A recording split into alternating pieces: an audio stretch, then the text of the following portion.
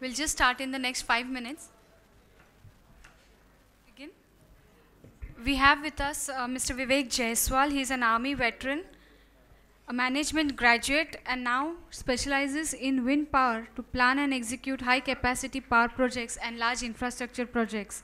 He is a recipient of Harikrit Singh Gold Medal for innovating a unique portal mule bridge in Arunachal Pradesh. It gives me immense pleasure to welcome Mr. Vivek Jaiswal for his session, for his paper presentation on disruptive technologies and future of project management.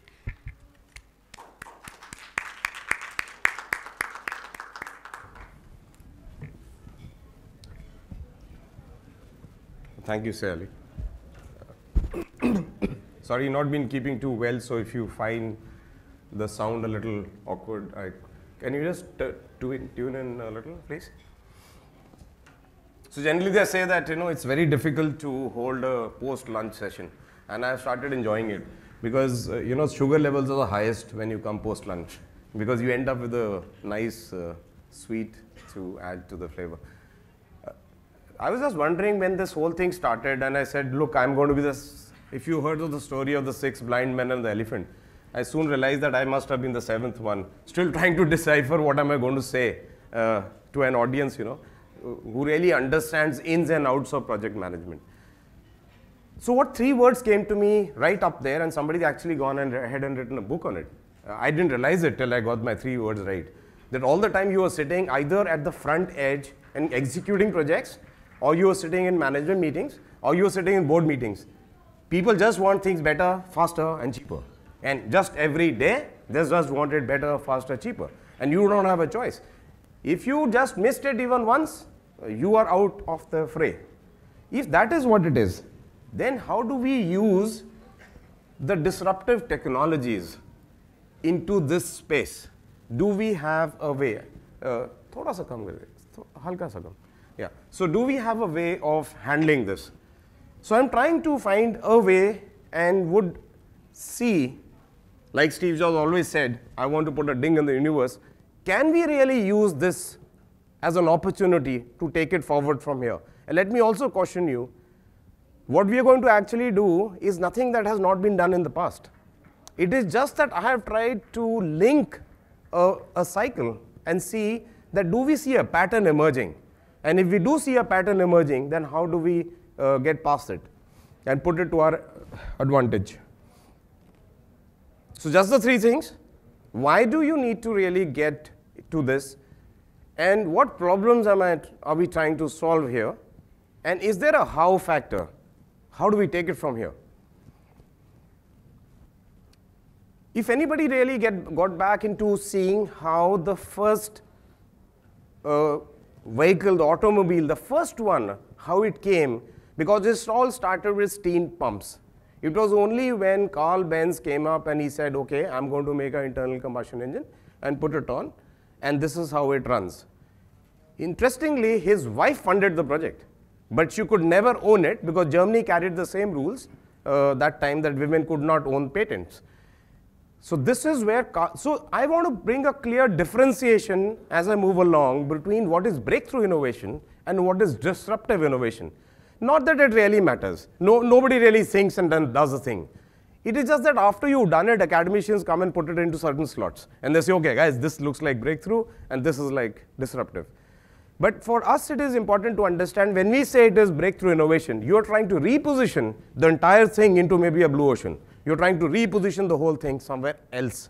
So there were no automobiles running on internal combustion engine, and Carl Benz comes and said, okay, here we go. We got one, and it is 1885. The first one is motor wagon. And then comes in Henry Ford, who says, I want a Ford car with everyone who can afford it. Now, who can afford it means he has to now bring the price down. And if you remember the audacity of and arrogance of Henry Ford, he actually went on and said that there can be no other car than a black car. So all Ford cars were initially black cars. So most people like me have only heard of T series. So when you say Model T, it means A, B, C, D, and then T. So he's been through so many iterations and he came to T, right? Now when he came to Model T, that was the time he wanted to drop his costs. The only way to drop costs was to put the assembly line. And what we think it is actually what Ford did, that he put the assembly line, was not true.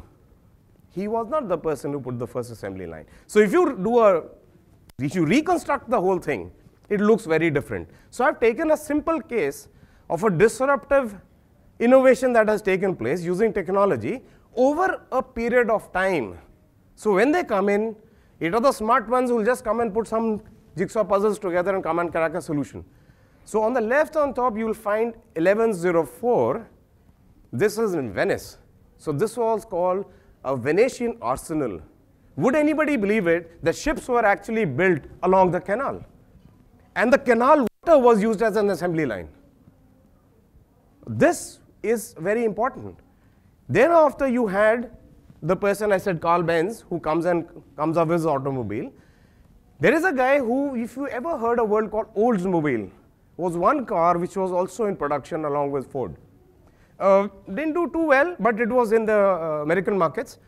The person was Ransom E. Olds. He made the first assembly line. The problem with the assembly line was that people had to go and walk up. It was a static assembly line. So you went to work on it. What Henry Ford did was he put it onto a roller. And who came up with the roller? That's the time the ball bearings by Philip Worm in 1794. They came in. Do you see a construct? My question is simple here. That's my case is. Do we see a construct? So there's a construct which comes in across time and space, and somebody comes and says, here it is, and I put a disruption, I put the cost low, and I run it through. Okay, so that's case one. I've just taken two cases. The second case is when IBM came up and said, okay, we're going to make a computer. So they made the computer Howard. And I think we know that that's breakthrough innovation, how firstly the computer and the name computer came in. Again, what did Thomas Watson say? He said maybe there's a need for only 5 computers in the world market. And there comes in the Altair 8800. What does that computer do? He wants to put a computer in everybody's home. Now that's the difference. Why did it happen? Why did this disruption take place? Why 1975 became so important? So let's do a construct to this as well, right? So if you put a construct to this, so you had the mainframe computers, which were coming in from IBM. There's a person called Jack Kilby who came in with the first integrated circuit. So he was able to get past the diodes and those walls which were running those days and miniaturized it. There was another person, Douglas Engelbart, who came up with the mouse, the first concept of a mouse. And there's a person, the Kenjiro, who came up with the cathode ray tube. And you have suddenly a case, a recipe for success to put a computer in place, a personal computer in place. Can you play the video, please? Top right. 8th of November, this is what happened at Noida. I don't know if anyone was unfortunately there. अभी फिर से accident हुआ है जो खड़ी गाड़ियां थी उनमें फिर से आगे से पीछे से एक गाड़ी ठुकी है. You get to see this? आगे कोई रेड लाइट वगैरह लगा दीजिए कुछ. You just watch the video and just see what happens.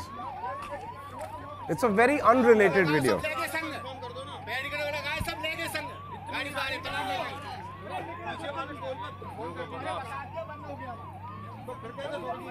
Yeah, that's the form.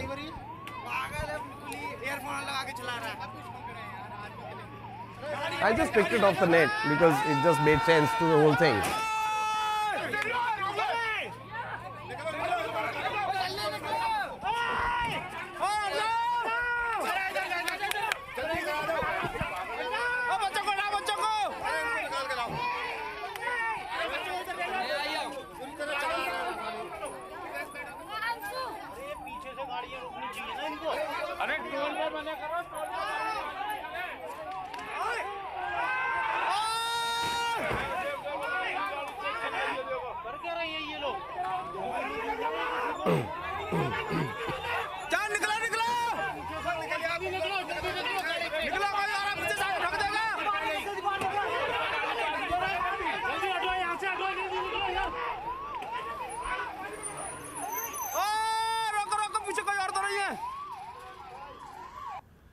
Horrific, isn't it? It's not even remotely connected to what I'm speaking. Then why would I put it here? For the simple reason, what we do not realize in this fog, which happens almost every year, if you were on a bullock cart, would you hit it? Would one bullock cart hit another one? No, it wouldn't happen. Or if you're walking, will you hit it? You're going to call me funny. It happens because today you're moving at speeds where you have to take decisions far faster than earlier you could. You don't have a chance. It is not giving you a second chance. Same is happening at technology front. It is not giving you a second chance. I come from the wind sector. If anybody was on the wind auctions the last time, it went down to 2.64 rupees. If anybody's even been following green energy. Today we are below coal. Can you believe it that we can supply wind without any support from the government below what thermal gives you? At 2.64 rupees at the auction? People call it the bloodbath. I said, no, it isn't. It's just that you stopped thinking. You're not thinking enough. There's enough cost out provisions that are available. Are you thinking? No, you're just not thinking. You got to think and you got to come up with something which is different. You got to use the technologies which can be put together. Then the discussion often starts, when you get a couple of people over a cup of tea and you start talking. Arey, tum kya bol rahe ho? Ye kaise ho sakta hai? What technology are you talking of? How is it possible? I thought the only breakup, only roadblock was in the mind. Because as we run along, you'll realize everything's open. Today, you can go on Amazon. I was speaking to Rohit a while ago. You can go on Amazon and buy what kind of IoT you want to buy. You can go and buy and fix it together. You can just go ahead, fix it. Yes, you may not be able to put it in a process. And that's where the key question comes in. The title of my technical paper was Disruptive Technologies and the Future of Project Management. So interestingly, project management is a process. And I'm trying to disrupt it. So I don't know which side of the fence I'm on. Am I trying to break it? Am I trying to tell you this is not possible? We are treading a very thin line. There's a very key concept I would want to cover before I move on, is between conventionalism and unconventionalism. There's often a raging debate. What exactly is conventionalism and what is unconventionalism or contrarianism? So let's say when the masses really agree, you call it a convention because they agree. So let's say you want to drive on the left side of the road, and that's what the rule in India says. So you have a convention which says drive left side of the road. Let's say I choose to not drive on the west side of the road. The safest way to walk on a road is to walk on the right side of the road and not the left side, because on the left side of the road you'll get hit from behind. But that is not conventionalism. Now I'm a contrarian. Now, the moment I say I'm a contrarian, and let's say I start becoming successful, and a lot of people actually start seeing me as a successful contrarian, I have masses with me. Now, where does the conventionalism go, and how does the ball tip? It just tips. It goes the other way. The masses have shifted themselves. So you will find another support which has to come in, which will be contrarian to this one. Otherwise, it will never run. The question is, who can really ace it? Who can really sense it? Who can smell it? And the biggest opportunities actually lie under the nose. That I always believe, where you can't see is where the opportunity lies. Where you can see, it is too late in the day. Because what you can see, everybody can see. It's too late in the day, you can't get it.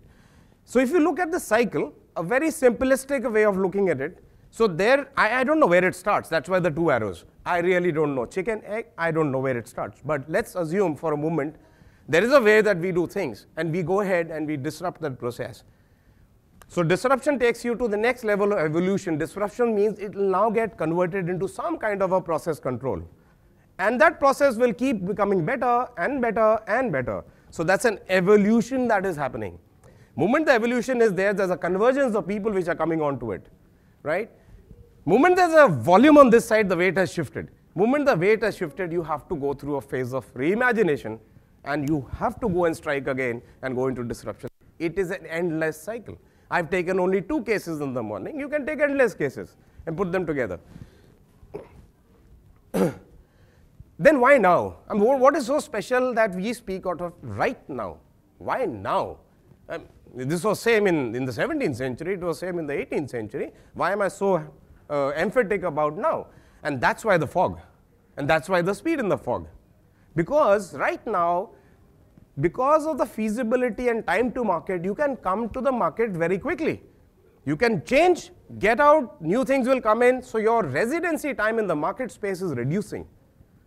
There was a time when, if anybody would recall, before the Marutis came in, there used to be the premiers who have sold enough number of Fiat cars.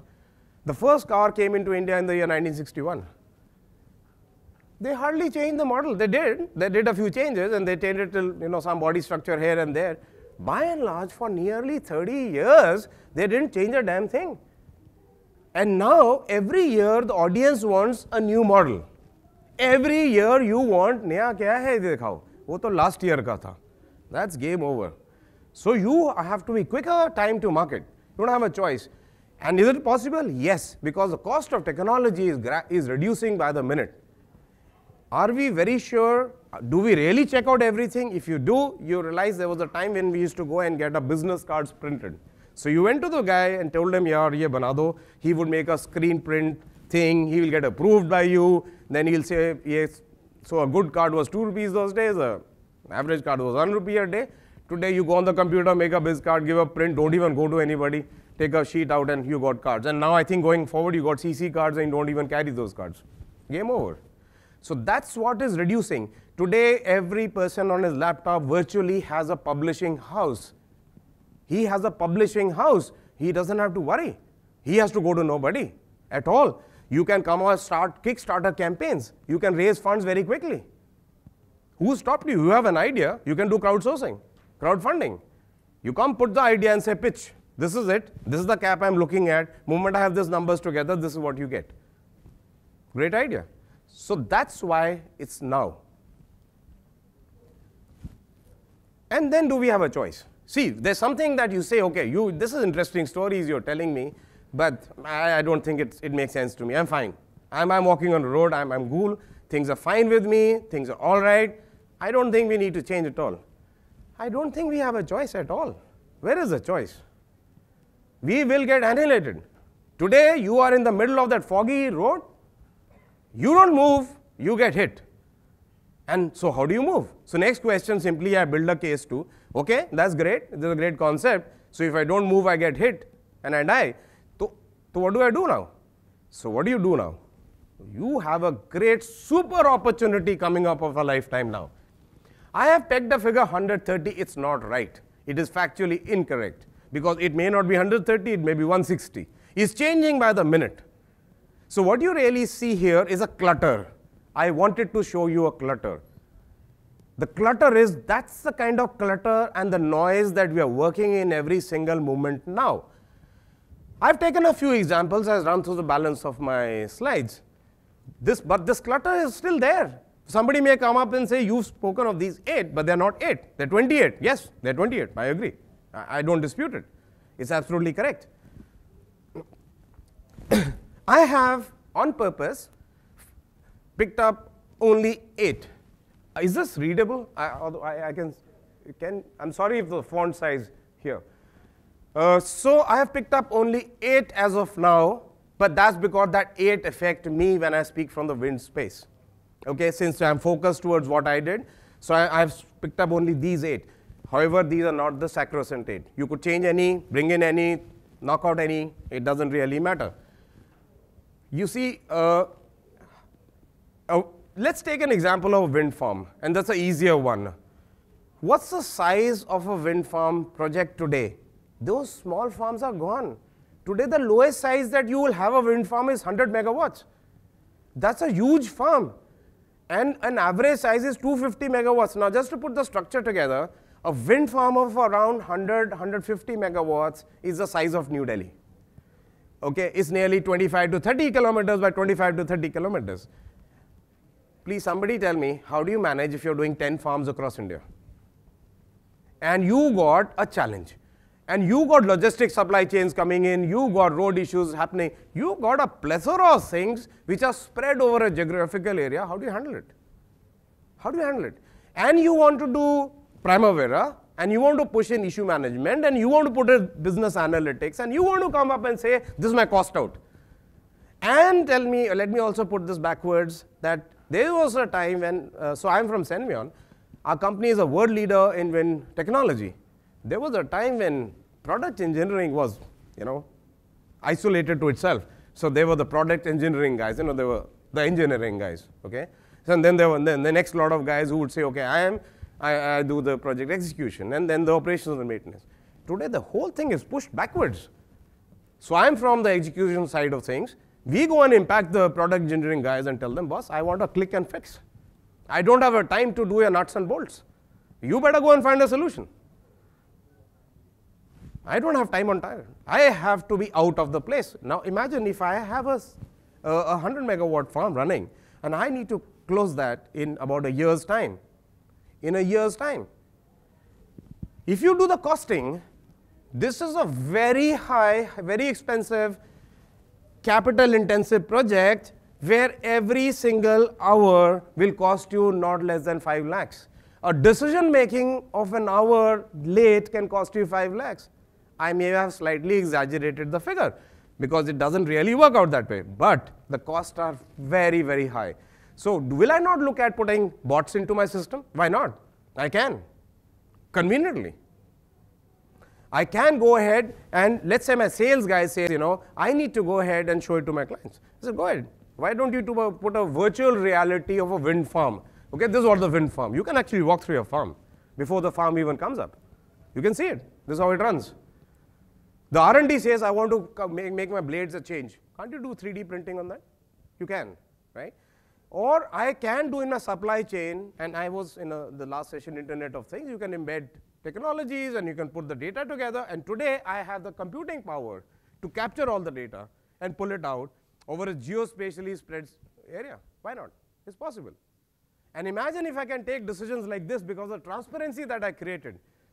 I know India drones are, there's a regulatory issue running, so drones, I was in California, San Francisco last month, and they are 3rd, 4th, they had the drone exhibition. They look at life very differently from the way we do. So okay, I do agree that we do have some capping on drones and utilize, there are some issues which are running. Notwithstanding, if somebody says I come up with a wired drone, then who stopped you? Has anybody stopped you? No, you can. The moment it is wired, it's not, so no, it doesn't come under the regulation anymore.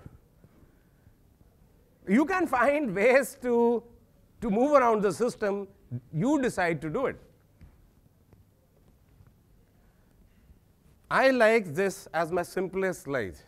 This is all that we are all about. Anything else is a mess up. So you are in the scope, in the center of things, you got time, cost, and quality, and you have a risk to manage. Now whatever kind of risk, whether it's qualitative, quantitative scheduling, that's just a risk. You're just trying to manage a risk against something. So you're trying to say, can I be insured against something to be done on time? Yes. So if this is the problem we are trying to solve, why can I not be using the technologies, since I shortlisted 8 of them right now, and put an effectiveness efficiency model in place? Take your minds back to the time when there used to be STD phones. Now, unfortunately, Bombay doesn't have any, but if you go back to Uttarakhand and all that in the hinterland, you'll still find them. They're still there. Microwave link towers through STD phones, they're still there. The outposts still hold them. I still remember I used to call up my wife from Pune, and one of my eye was always on the meter. I was talking like this. So that's our reality, and the meter was ticking. I have never done it ever since I got a mobile. I have not even looked at the meter. Why? Why? Because today one thing is it's become cheap, I agree. I concede to that, it's become cheap. But second thing is, what is not seen can never be captured. So would you not want to bring a lot of transparency into the way you handle projects? And today technology allows me to do exactly that. I will do it. So why should the decision making sit at the management level? Why can't I push my decision making down to my site manager? Take a decision, boss, because I am seeing the same screen you're seeing. Take it. And he knows I can take it because he's seeing the same screen that I am seeing. So can I do that? Of course I can do that. It's possible. So there's a very nice PricewaterhouseCoopers report on these technical breakthrough mega trends. I won't labor on these because this is the same 8 I had projected earlier. But if you get a chance, I would recommend, please read this report. It's really worth a read. It'll set you thinking. Aim is to just get you thinking. There are no solutions anywhere. Aim is to just get people thinking. And you will be amazed, even if that doesn't concern you, you're going to be amazed at the fact that number of ways and permutations and combinations that you can put today with these disruptive technologies, that you can do some great ways of costing out, doing things faster and maybe smarter. I will take, this is a key wind farm. Okay? I did the proof of concept with my team. Now, just to explain a little, this site is around 25 by 25 kilometers. That's huge. That's really huge. And in this area, you are saying that I'll put up a 100 megawatt farm, which typically translates today in about 44 odd turbines location which will come up, which typically means that there will be a turbine to turbine distance of nearly 1 kilometer to 2 kilometers. You got heavyweight equipment running there, and today, just to put things in perspective, the turbine heights where we install are nearly 500 feet. A turbine is 500 feet. So if 10 feet be a story, it's equivalent to a 50-story building. And you're working at that pace, and you got a 100-ton nacelle on top with blades as high. The dia of the blades is 4 times that of the Boeing 737 every time you fly from here to Delhi. 4 times. You are talking something very big. And this something very big is again spread over something very large. Now, very big against very large, and you got confusion, 100%. Now, how do you crack it? There's a puzzle. The puzzle is right in front of you. This is the puzzle. So it's not so difficult. You can pull out today, Google Maps gives you enough. If you did not want to use a penny you didn't want to use, you can just pull Google Maps and go ahead, right? Depending how much money you want to now put in. You go ahead and you can put embedded technology. You can actually have your teams reporting off your mobiles. Which, does that not sound to you that I have, in effect, killed an office concept? Why do you need an office then? If you got everything working on this, then do you really need an office? I think not. Yeah, it's okay, it's ego satisfaction, you can sit somewhere and call it your office, that's fine. That's all right, but do you really need one? Maybe not. So am I not talking now of workspaces which are more flexible? Then do you really need to come to office? Well, next question. If I can put technologies in, do you need to come to office? Because every time you travel in and out and you spend 4 hours on the road, boss, you're killing my time and the money. And this is a cost out to me. I can't afford it. I'm fine. If you know, today the PA Prime Minister says the thumbprint will work, so it will work for me as well. That's okay, because I can geostamp you. I know exactly where you are, so I can geostamp you. So the moment you come and say, okay, I'm attendance on, you're geostamped. You're ring fenced. If I wanted to do, you can do what you want. You can just put a ring fence around it, and if movement a person out of that fence, you know he's out. If you wanted to do, you may not want to do. Human emotions may not, you may not want to go to that extent.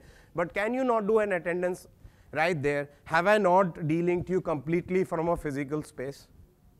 Is it not a great idea? I have got rid of my office costs, at least halved it, if not full. I made you happier because you're not, that drudgery of commuting back and forth is dead now. We can do it. You can have any kind of combinations here right from a manufacturing pace, because let's say my blades are made in close to Pune is my nacelle unit. Blades are made sometime in Baroda, Bangalore, depend. So you got to put a lot of supply chain together. Some comes ex-import, China, Germany. You got a big challenge up your sleeve. And what is the problem is, you need to know, or not me really, the people where you actually depress the down decision making to, he needs to know visibly where is the next component right now and when will he come in.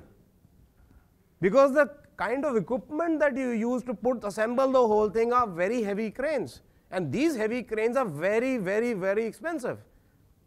And they are lying idle. So sometimes I used to laugh at myself, say, whom am I working for? Am I working for the crane vendor? Because he makes the money. I don't. So I don't know whom I'm working for. Today I have changed. Whether MD के लिए काम इसके लिए कर रहा हूँ कि मैं crane के लिए कर रहा हूँ, I don't know. Well, why should I make money for him? I'm not interested. So how do I hedge him into my scheme of things? So I have to use all this to hedge myself in. And then what I love the most is I really am a firm believer blockchain will come in big time. Big time. It's not about bitcoins. So please don't get me wrong. You can please today go ahead and buy some bitcoins and look for the future. That's fine. I'm talking about blockchain as inventory management technique. That's what I want. And why, if I can do blockchain, why can't I put it back on my manufacturer, ancillaries who supply to me on the same thing? Anyway, we want transparency, right? So it is spreadsheet accounting. What is blockchain? Blockchain is nothing. It is just spreadsheet accounting. So if Mr. A is going to make a transaction to Mr. B, every other thing in the chain is going to change. So means you cannot rub and scrub and say, यार वो गलती से मैंने डाल दिया था. वो नहीं होगा. हो गया. So गलती वलती नहीं होगी अभी. So डाल दिया तो डाल दिया. वो एक बार once it's gone in, it's gone in. Yes, it can be counted as a counting mistake, but then counted against mistakes. Fair one. So I really love this. I really love the way analytics and business intelligence is growing and the way we integrating SAP into this thing. It's coming up superbly well. Of course, artificial intelligence, I guess you had a session in the morning, so I won't really dwell on it. So this was one case, and what did I use? I just used this. So you can go to opensource.org. I've tried to give you zero cost things. So I will not name the vendor, that's not fair today. I got one of the very good vendors in GIS, and I asked him for a quote. He gave me a 2 crore quote. So I spoke to my engineer who was working with me. I said, boss, 2 crore, आज की ज़माने में कौन देगा मेरे को? Ain't going to happen. It's too much of money. Because we are still doing a proof of concept. I mean, if I had something rolling, somebody will give me. I said, I have the concept in my head. You have your fingers on the technology. Guys, let's team up and put something together. Would you believe it? We did it exactly from this at zero cost. Zero cost is zero cost. Of course, it won't be as great a thing that what 2 crore will give me. But when my proof is through, I can roll it off. I can charge it to a lot of other things that I want to. So you can look at QGIS, Google Maps I mentioned, Python, R. R is a wonderful language if you get into.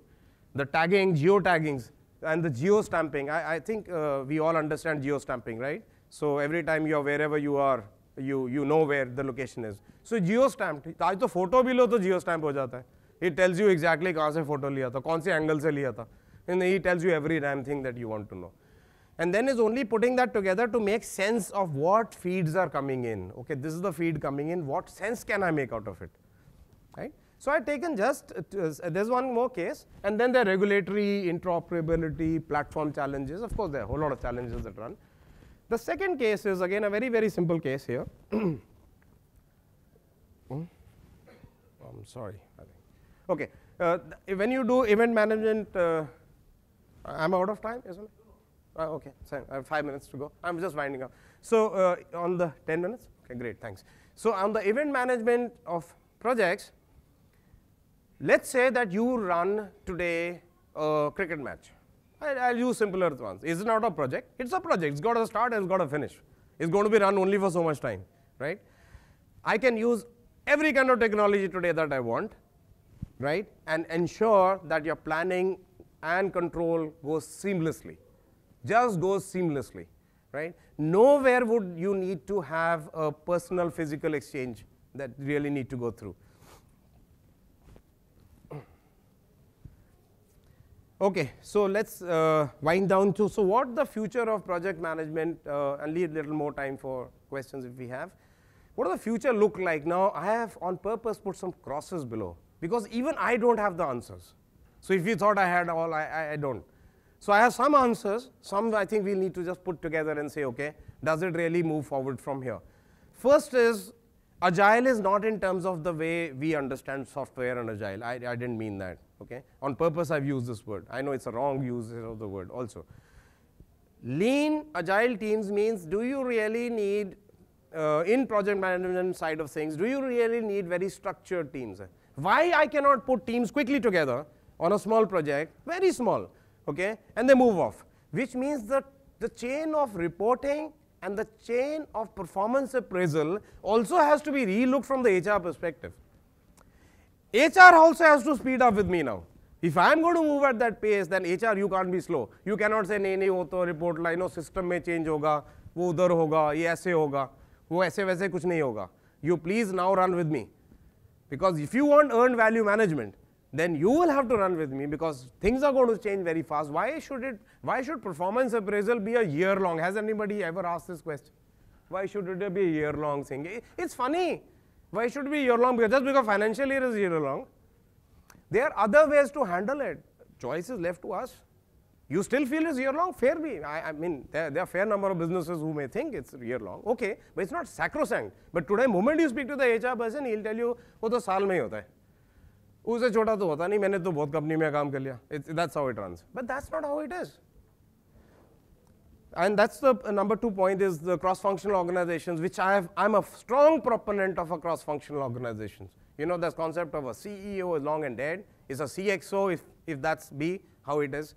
You're going to have number of people cross-functionally linked quickly over a period of time, finding a solution. So I also worked with the special forces, the para-commanders as we call. 3 years of my life I spent there. I loved the way they work. From the way they work and the way the other part of the infantry battalions of the army work, the world is very different. So I'll go to share that small concept with you. You would have seen one of the operations which was done and it was in Manipur, if somebody may recall. They crossed over to Myanmar and there's some paper cutting, somebody may just recall. There was on an insurgent camp an attack which had taken place. So how do they work? 3 years I spent with these guys. You know, the way they look at the whole thing is very different from the way the rest of us look at the whole thing. Firstly, they have very small teams. An average team in a normal infantry battalion, I'll not confuse you, and just put things in simple structured format, is 10. There is 6. They have only 6, not 10. Every person in that has a cross trade. So if he's a weapons specialist, he's also a communication specialist. Okay? If he's a demolition specialist, he's also a driving specialist. So every person has 2 skills to him. So he is changing the 2 skills. Do you see what I'm getting to? Which means that you are giving me inherent redundancy within the organization that I work. Firstly, you make the team small. Give me inherent redundancy within the organization. Then you apply and put a mind that decision making is low, way low. So the person on the field will take the decision. You have empowered him to take the decision. So a lot of things happen. That's why it happens in the manner that why are they so successful? That's why they're successful. Transparency is a real key word. I think today with the technology available, it can be near 100% transparency should you so desire. Now, if you don't desire, then that's fine. It's okay. Writing from accounting to anything, it can be 100% transparency. And transparency is like, look at the GST and the things that are coming in today. Don't you think it's a great idea to put transparency in? I'm not supporting A or B. All I'm simply saying is it not a good idea if everybody seems to know that this is the way to go? I don't think, and this innovation disruption, innovation cycle which I was trying to mention earlier on is only going to become tighter. You're going to drive faster and it is going to be foggy days. You're going to really drive faster, you will step on the gas, you will be a Ferrari and there will be foggy days. Now, if you do not have your technology coming in, then you will be banging or we'll be banging the way the bangings were taking place. Rest is, I think, just straight words in there. I love the last line, and that's where I want to finish. Really, it comes from Alice in Wonderland, that if you don't know where you're going, any road will get you there. So I hope I know where I am going first.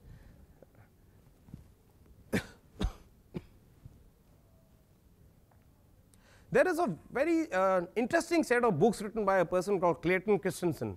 If you come across this, please do spend some time to read it. You will find it very, very interesting. Just look at the 2 yellow portions of the thing that are written there. If you're good at existing business, you're definitely going to be bad at disrupting it. The truth lies in these 2 statements. If you are good at something, so what am I trying to tell you? And G has done it very successfully, incidentally, that if you're good at something, and then you have to break your own house, who will ever do it? So I guess you mentioned, Rohit, this modal, what was that? Bimodal thing, that you have another side of things that are coming up, which are always trying to challenge the way the conventional organization. I think anybody who's understood that's a superb concept. Anybody who understood that has actually understood everything. I have finished. Should you have any questions, or would anybody want to add anything? I would love to take it as a takeaway from me as well. Please.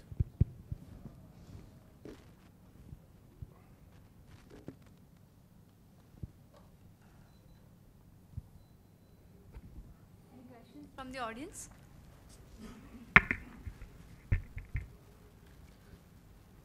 So when I don't get questions, there are only two things, you know. Every time they tell you, either you go on a total misfire, which is most likely the case, or I just fired through. I hope it wasn't a misfire. This is on. I just had one thing. Your profile seemed very interesting with respect to the gold medal that you had got. So can you just share some experience? Yeah. So it's nothing. I told you, best opportunity under the nose.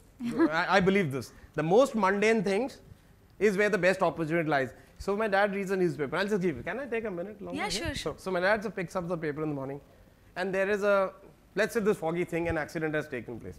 So dad will pick up and says, यार क्या है आजकल लोग देख के भी नहीं चलाते हैं, धीरे नहीं चला सकते हैं, पता है उनको fog है. That's one way of reading the paper. There's another way of reading the same paper. A lot of crashes, yeah. Deep fog. I think we need infrared sensors, glasses, yeah, today to drive. That's where the opportunity lies. ये glasses बेचेंगे यार. You know, are you seeing? It's the same paper. It's right under the nose. Two people read it just differently. That's it. All opportunities are right below. So when you said about this thing, so this came to me like this. We were in Arunachal Pradesh, and we were, if you've been reading, this is a very active area with China, you know, because we have a border sharing. And because the roads are still being built, if you really go and start building classical roads where vehicle traffic will go, it'll take you a number of years. So you still got to sustain your people up there. So only way to sustain is either you will have helicopters doing this transportation, or you will have people carrying it. Okay? If you put mules, this is the third way of doing it, then there are so many rivulets there that to cross over is a big problem. See, आदमी तो कहीं भी टेढ़ा सीधा होके चले जाता है, वो खच्चर नहीं जाएगा. And do you know, on the lighter side, if the army a खच्चर dies, it's so serious. I mean, it's mayhem. A mule cannot die. It's mayhem. Yeah, it's that serious. So any which way, so the point is, therefore, what are the challenges? My challenge was to find a solution to get my mules up there, as simple. Now, how do you do it? If you make a bridge, you can't carry it, because it has to be in portable parts only. A man can carry maximum 20 kgs. उससे ज़्यादा वो लेके नहीं जाएगा. और खच्चर तो ज़्यादा ही नहीं है, because the route has not started as yet. So you have a problem up your sleeve. So what we did, I mean, just to cut the long story short, we made 100 feet bridges which were modular. So you could actually man pack it, not bolt it, put it together right there, and just went past it. Somebody liked it. So That's a good thing. I had mentioned just before we began, he had received Harikrit Singh Gold Medal Award for this particular thing. Thank you very much, sir. Thank you so much. For this presentation. I'd like to call upon Mr. Jacob from PMI Mumbai chapter to felicitate Mr. Jaiswal.